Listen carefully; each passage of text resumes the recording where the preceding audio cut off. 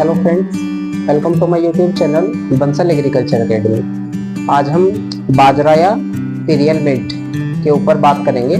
ठीक है, सबसे पहले बाजरा का बॉटनिकल नेम क्या होता है? पेनिसिटम टाइफोडियम। ठीक है, फैमिली फैमिली क्या होती है इसकी? पोएसी या ग्रेमिनी। ठीक है, और क्रोमोसोम नंबर कितना होता है इसके अंदर? 2n = 14। ठीक है, बोटेनिकल नेम इसका पेनिसिटम टाइफोडियम और फैमिली इसकी पोएसी या ग्रेमिनी और क्रोमोसोम नंबर इसके अंदर 2n = 14 होते हैं। ठीक है, अब इसके इंपोर्टेंस के बारे में बात करते हैं। Importance of serial millet.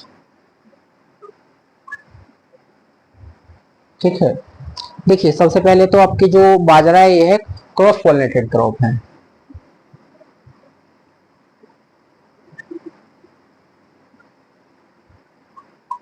ठीक है, बाजरा आपके क्रॉस पॉलिनेटेड क्रॉप है। बाजरे का जो पौधा होता है उसको सूखे और जो हरा पौधे को जानवरों के भोजन के लिए उपयोग किया जाता है। ठीक है, और बाजरे को आपका पुअर्स मैन फूड के नाम से भी जाना जाता है। पुअर्स मैन फूड यानी गरीबों के भोजन के नाम से भी जाना जाता है। ठीक है, देखिए जो बाजरे की बाल होती है उसे भून के दिखाया जाता है। ठीक है, जो बाजरे की दाना होता है उसे उबाल के दिखाया जाता है। ठीक है, और जो बाजरे के अंदर आपका कार्बोहाइड्रेट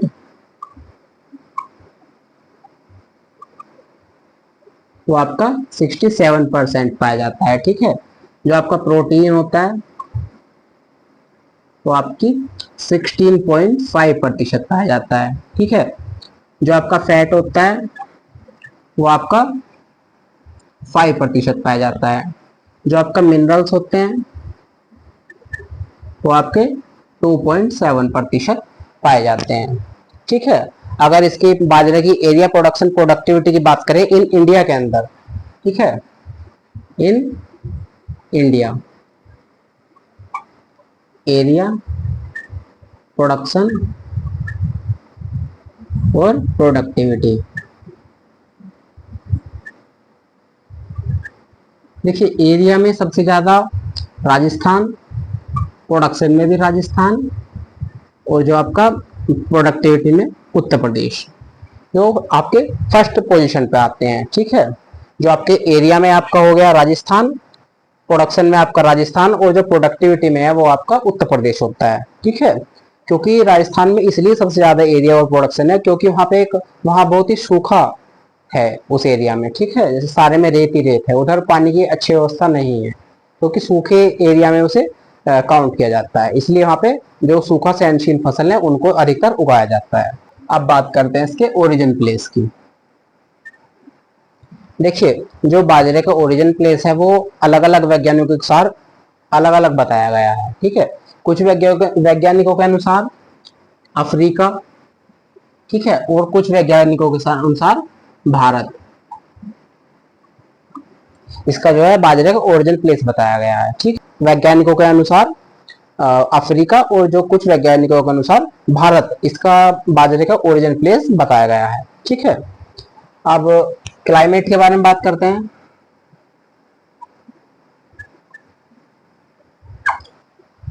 देखिए बाजरा आपका एक सूखा सहनशील फसल है।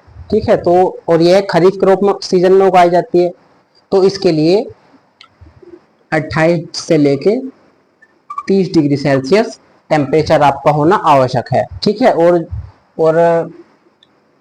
40 से लेकर 200 सेंटीमीटर वार्षिक वर्षा वाले क्षेत्र में बाजरे को उगाया जा सकता है। ठीक है, बाजरा आपका ज्वार के मुकाबले अधिक सूखा सहनशील फसल है। ठीक है, यह आपकी अधिक सूखा सहनशील एरिया में उगाया जा सकता है। ठीक है, इसके बाद बात करते हैं सॉइल। सॉइल कैसी होनी चाहिए? देखिए बाजरा आपकी एक सूखा सहनशील फसल है, तो इसे अधिक बहुत कम उपजाऊ भूमियों में उगाया जा सकता है। ठीक है, तो इसके जो भूमि होनी चाहिए वो आपकी बलुआ दोमट, बलुआ दोमट भूमि में उगाया जा सकता है। ठीक है, जो अच्छी मानी जाती है इसके लिए, क्योंकि ये मतलब होती कम उपजाऊ होती है, इसलिए इसको बाजरा को इस सॉइल में उगाया जा सकता है। और अन्यथा इसको एलुवियल सॉइल और ब्लैक सॉइल, इन मृदाओं में भी उगाया जा सकता है, परंतु जो इसके लिए अच्छी मानी जाती है वो आपकी बलुआ दोमट सॉइल अच्छी मानी जाती है। ठीक है, अब बात करते हैं वैरायटीज की।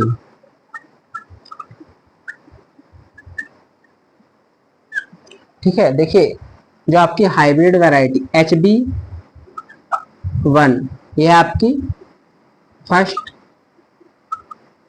हाइब्रिड वैरायटी है।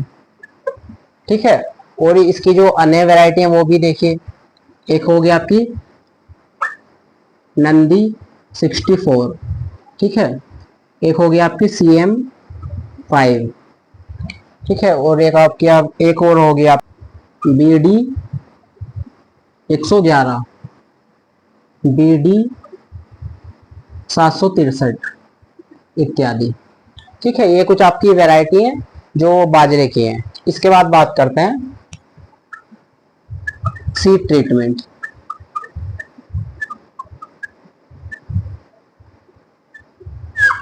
देखिए सीड को किसी केमिकल से उपचारित करना चाहिए, जिससे जो सीड में सीड बोर्न डिजीज लगती हैं वो उनके लगने का खतरा कम हो जाता है। इसलिए सीड को थायरम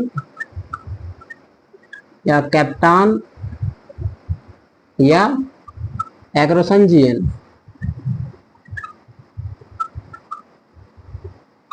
इनमें से किसी की 250 ग्राम मात्रा को, ठीक है, 250 ग्राम मात्रा से पर कुंटल सीड को उपचारित किया जा सकता है। ठीक है, थायरम, कैप्टान या एग्रोसनजियन की 250 ग्राम मात्रा से पर क्विंटल सीड को उपचारित किया जा सकता है। ठीक है, अब बात करते हैं टाइम ऑफ सोइंग।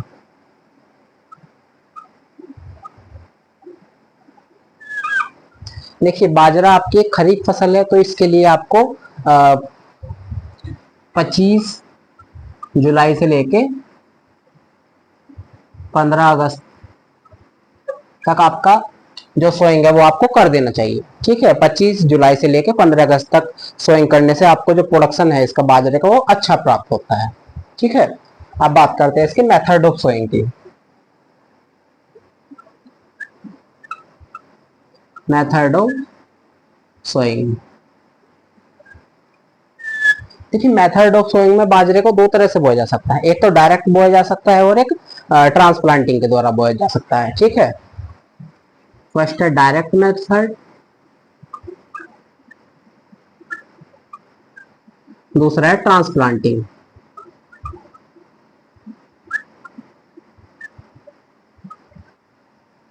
देखिए डायरेक्ट मेथड में भी आपके कई आते हैं। डायरेक्ट मेथड में आपके 3 आते हैं, ब्रॉडकास्टिंग,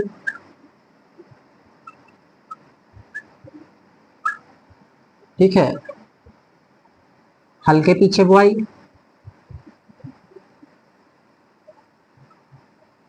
और मशीनों से, मशीन द्वारा। ठीक है, देखिए सबसे पहले नंबर पर ब्रॉडकास्टिंग मेथड आता है। देखिए यह किसी भी स्तर पर मान्य नहीं है, क्योंकि यह एक साइंटिफिक मेथड नहीं है। इसमें क्या होता है, जो आपकी प्लांट से प्लांट का डिस्टेंस होता है और जो रो से रो का डिस्टेंस होता है वो आपका इक्वल नहीं रहता है। ठीक है, और इसमें क्या होता है, जो कहीं पे सीड ज्यादा डल जाता है, कहीं पे कम डल जाता है, इसलिए आपका जो जर्मिनेशन होता है वो भी आपका कम होता है। ठीक है, नंबर सेकंड पर है आपका हल्के पीछे बुआई। देखिए यह इसमें क्या होता है, एक आदमी हल चलाता रहता है, दूसरा उसके पीछे हल्के पीछे कूड़ों में सीड को डालता रहता है। यह आपका थोड़ा साइंटिफिक मेथड है। ठीक है, इसमें जो क्या करते हैं, इसमें जर्मिनेशन परसेंटेज भी आपका अच्छा होता है। ठीक है, और जो इसमें डिस्टेंस होता है वो आपका 45 सेंटीमीटर रखते हैं। ठीक है, दूसरा है आपका ट्रांसप्लांटिंग मेथड। इसमें सबसे पहले क्या करते हैं, नर्सरी डालते हैं। ठीक है, जो नर्सरी डालते हैं, नर्सरियों में जो सेम साइज की सेम साइज की 50 क्यारियां, सेम साइज की 50 क्यारियां बना लेते हैं, जिनका साइज 10 × 1 मीटर होना चाहिए, यानी 10 मीटर लंबी और 1 मीटर चौड़ी। ठीक है, जो ये 50 क्यारी होती है वो आपकी 1 हेक्टेयर बाजरे की ट्रांसप्लांटिंग के लिए पर्याप्त होती हैं, प्योद दे देती हैं। ठीक है, एक क्यारी के लिए आपको 100 ग्राम सीड चाहिए होता है। ठीक है, और इसमें एक पंक्ति से लेकर दूसरी पंक्ति की दूरी 5 सेंटीमीटर होनी चाहिए। ठीक है, इस विधि से 20 से 25 दिन में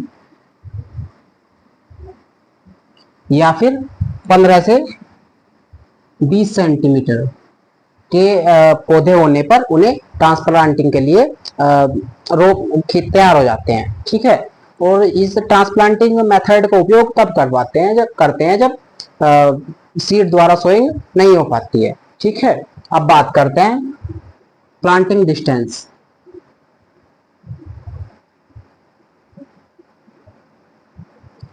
इसके लिए प्लांटिंग डिस्टेंस में आपका 45 × 15 सेंटीमीटर रखते हैं, यानी कि जो आपकी रो से रो की जो डिस्टेंस है वो आपको 45 सेंटीमीटर, और जो आपकी प्लांट से प्लांट की डिस्टेंस है वो आपकी 15 सेंटीमीटर रखते हैं। ठीक है, अब बात करते हैं आपके manure and fertiliser. Manure and fertiliser, देखिए बाजरे की फसल में 20 से लेके 25 क्विंटल पर हेक्टेयर FYM यानी फार्म यार्ड मैन्योर अर्थात गोबर की खाद 20 से लेके 25 क्विंटल पर हेक्टेयर की दर से देते हैं। ठीक है, देखिए जो आपका फर्टिलाइजर है वो आपका उन्नतशील जातियों में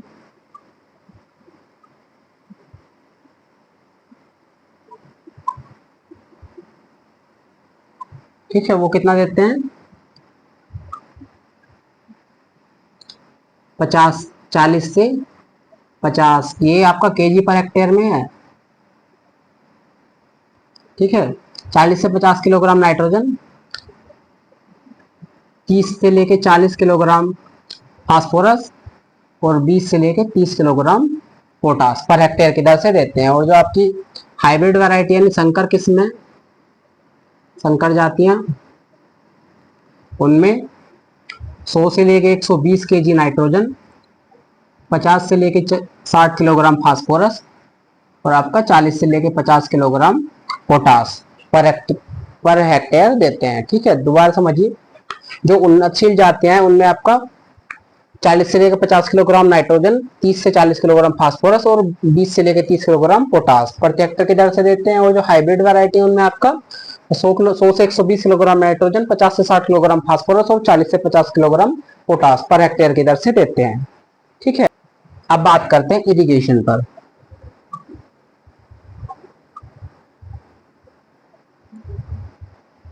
देखिए जो आपका बाजरा है यह एक खरीफ सीजन में उगाया जाता है। ठीक है, और आप जानते हैं बाजरे को जो है अधिक पानी की आवश्यकता नहीं पड़ती है, और यह एक सुखसनशील फसल है।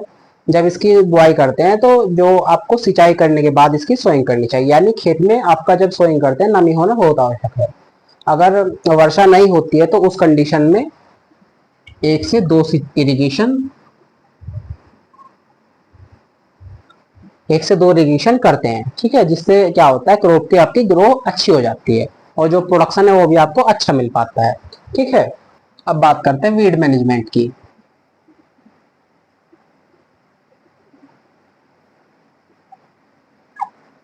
यानी खरपतवार प्रबंध।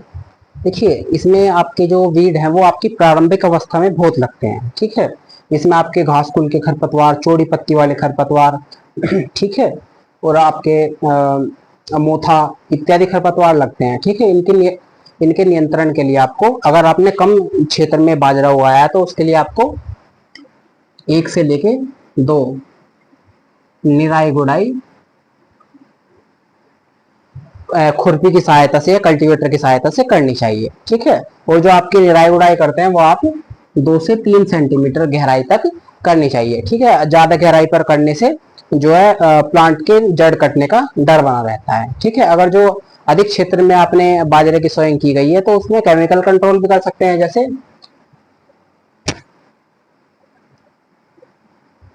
केमिकल कंट्रोल में इसमें आपका एंट्राजीन एंट्राजीन की 0.5 kg मात्रा को 800 से लेके 1000 लीटर पानी में घोलकर पर हेक्टेयर की दर से छिड़काव करना चाहिए। ठीक है, एंट्राजीन की 0.5 kg मात्रा को 800 से लेकर 1000 लीटर पानी में घोलकर पर हेक्टेयर की दर से छिड़काव करना चाहिए। ठीक है, जिससे आपके जो वीड्स हैं वो आपके नष्ट हो जाते हैं। अब बात करते हैं डिजीज मैनेजमेंट की। डिजीज मैनेजमेंट, सबसे पहले डिजीज लगती है आपकी ग्रीन ईयर डिजीज। ठीक है, यह डिजीज आपकी सिक्लेरोस्पोरा ग्रेमिनी कोला। ठीक है, सिक्लेरोस्पोरा ग्रेमिनिकोला फंगस के द्वारा लगती है। ठीक है, इसे आपका डाउनी मिल्ड्यू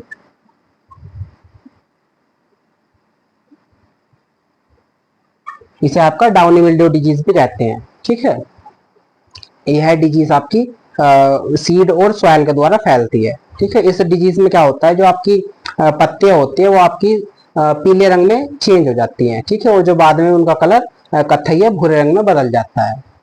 ठीक है, इस डिजीज के प्रभाव से आपकी जो प्लांट की ग्रोथ है वो रुक जाती है।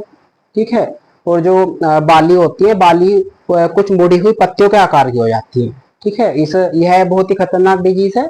इसके कारण आपका 20% जो प्रोडक्शन है वो कम हो जाता है। ठीक है, इसके कंट्रोल के लिए क्या करते हैं, डाइथेन Z78 की 2 kg मात्रा को 800 से लेकर 900 लीटर पानी में घोलकर पर हेक्टेयर से छिड़काव करना चाहिए। ठीक है, जो आपकी डाइथेन Z78 जो केमिकल आता है उसकी 2 kg मात्रा को 800 से लेकर 900 लीटर पानी में घोलकर पर हेक्टेयर की दर से छिड़काव करना चाहिए। ठीक है, इससे आपकी, और यह छिड़काव आपका पहले सिम्टम्स दिखने के तुरंत बाद छिड़काव करना चाहिए। ठीक है, जिससे आपकी डिजीज कंट्रोल हो जाती है। दूसरी डिजीज लगती है आपकी स्मट, इसे कंडवा डिजीज भी कहते हैं। ठीक है, ये आपकी टोलिपोस्पोरम स्पोरियम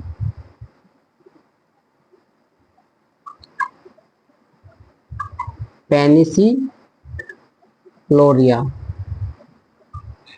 ठीक है, टोलिपोस्पोरम पेनिसिलोरिया कवक के द्वारा डिजीज यह लगती है आपकी। ठीक है, इस डिजीज में क्या होता है, जो बालियां होती है उनमें काला चूर्ण बन जाता है। ठीक है, वो चूर्ण आपका फफूंद या जीवाणुओं को हो सकता है।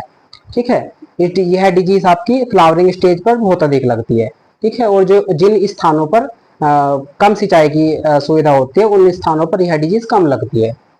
ठीक है, और जो इसके जीवाणु होते हैं वो आपकी हवा के द्वारा बहुत जल्दी फैलते हैं।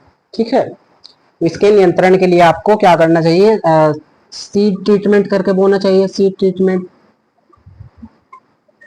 ट्रीटमेंट आपका 1 kg थायराम से आपका 150 kg सीड को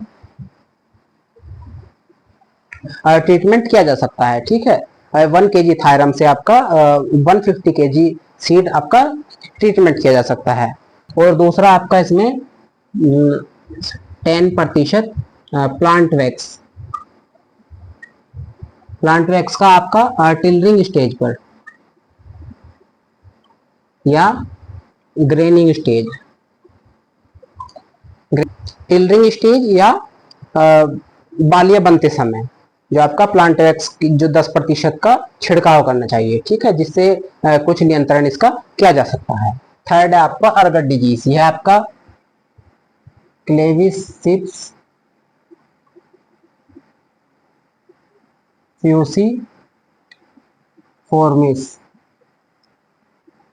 कवक के द्वारा लगता है। क्लेविसिस फ्यूसिफॉर्मिस कवक के द्वारा लगता है, ठीक है। यह आपका जो डिजीज है वो आपका हाइब्रिड वैरायटी में अधिक लगता है, ठीक है। और जब एटमॉस्फेयर में आपकी ह्यूमिडिटी बहुत अधिक होती है तब यह लगता है। और ये रोग आपका फ्लावरिंग स्टेज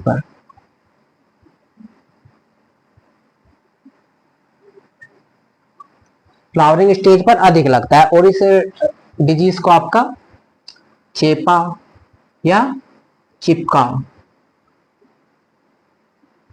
डिजीज के नाम से भी जाना जाता है, क्योंकि इसमें जब फ्लावरिंग स्टेज होती है तो कवक के कुछ जो कवक होता है वो आपका फूलों पर या बालियों पर जो है एक गुलाबी कलर का शहद सा छोड़ता है, ठीक है। जो उन फूलों से गुलाबी कलर का शहद सा निकलता है, ठीक है, जो इसके सूखने पर वह एक हार्ड लेयर के रूप में चिपक जाता है, ठीक है, जिसके कारण जो उनकी बालियां होती है वो नहीं निकल पाती है, ठीक है। और यह एक विषैला पदार्थ होता है जिसके कारण इसे इन प्लांटों को चारे के रूप में भी उपयोग नहीं किया जा सकता है, ठीक है। इसके नियंत्रण के लिए क्या कर सकते हैं, कंट्रोल, जहां पे भी आपकी यह सिम्टम्स वाले प्लांट्स दिखाई दे उन्हें तुरंत काट कर जला देना चाहिए या मिट्टी में दबा देना चाहिए, ठीक है। और दूसरा क्या करते हैं इसके लिए, केमिकल कंट्रोल में 0.2% जीराम 0.2% जीराम का जो छिड़काव है वो आपका जब बालियां निकलते समय करना चाहिए। और जो दूसरा छिड़काव वो आपका 10 दिन बाद, ठीक है। इसके 2 छिड़काव करने चाहिए जीराम के, पहला बालियां निकलते समय और दूसरा पहले स्प्रे के 10 दिन बाद करना चाहिए, ठीक है। और भी इसमें आपका डिजीज लगते हैं, जैसे आपका रस्ट हो गया, ठीक है। इसके सिम्टम्स क्या है, जो आपकी लीफ होती है उस पर आपके किनारों पर जर जैसे, ठीक है, जर के कलर के आपके सिम्टम्स आ जाते हैं, ठीक है, जो बाद में पूरी लीफ को इफेक्टेड कर देते हैं, ठीक है। अब बात करते हैं आपकी इंसेक्ट एंड पेस्ट मैनेजमेंट।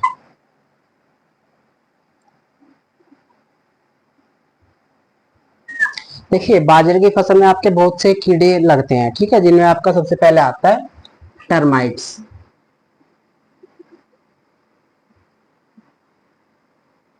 ठीक है, या दीमक।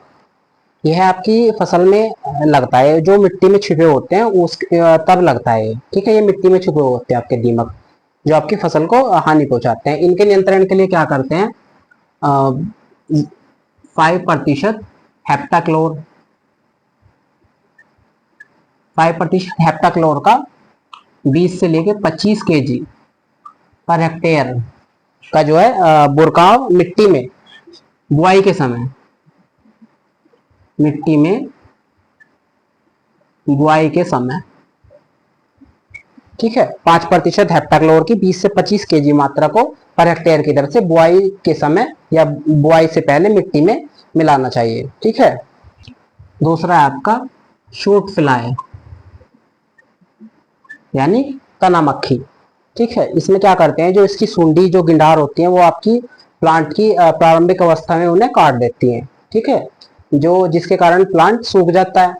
इसके नियंत्रण के लिए आपको थीमेट 5% की मात्रा को बुआई के समय मिट्टी में मिलाना चाहिए, ठीक है। या आप दूसरा केमिकल भी यूज कर सकते हैं, जैसे थायोडान की 1.25 लीटर मात्रा को 800 से लेके 900 लीटर पानी में घोलकर पर हेक्टेयर के हिसाब से छिड़काव करना चाहिए, ठीक है। जो आपकी थायोडान है उसकी 1.25% मात्रा को 800 से लेके 900 लीटर पानी में घोलकर फसल की प्रारंभिक अवस्था में छिड़काव करना चाहिए, ठीक है। इसमें आपकी थर्ड स्टेम बोरर, ठीक है। देखिए इसकी जो आपकी गिंडार होती है, जो सुंडी होती है, वो आपकी सबसे पहले पत्तियों पर अटैक करती है, ठीक है। फिर पत्तियों के बाद जो है आपके तने में छेद करना स्टार्ट कर देती है, ठीक है। इसके नियंत्रण के लिए आपको 0.15% मोनोक्रोटोफास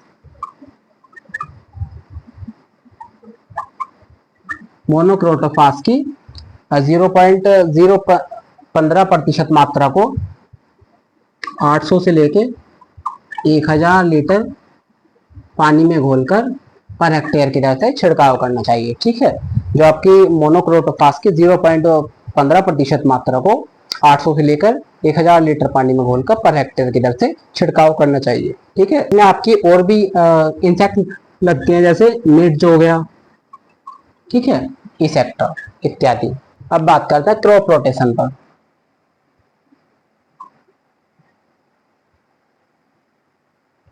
आप इसमें क्रॉप रोटेशन भी ले सकते हैं, जैसे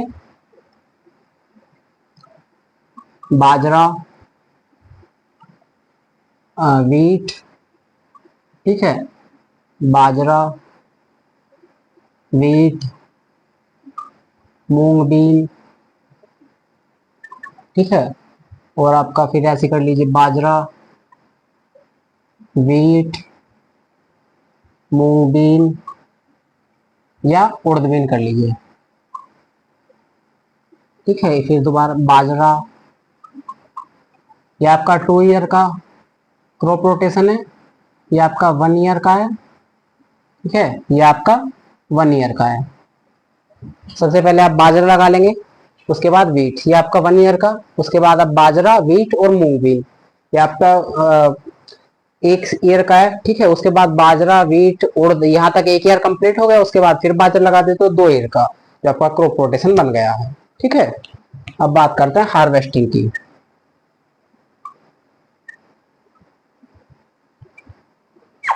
देखिए बाजरे की जो आपकी अधिकतर जातियां हैं वो आपकी 85 से लेके 95 डेज वे मैच्योर हो जाती हैं, ठीक है। यानी जो आपकी 85 से लेके 85 दिन में सारी जो वैरायटियां हैं, प्रजातियां हैं, वो आपकी पककर तैयार हो जाती हैं, ठीक है। तो जो आपकी बाजरे की कटाई है वो आपकी हथियार से करनी चाहिए, ठीक है। और जो आपकी मड़ाई है, मड़ाई वो आपको ट्रैक्टर या शक्ति चालित मशीन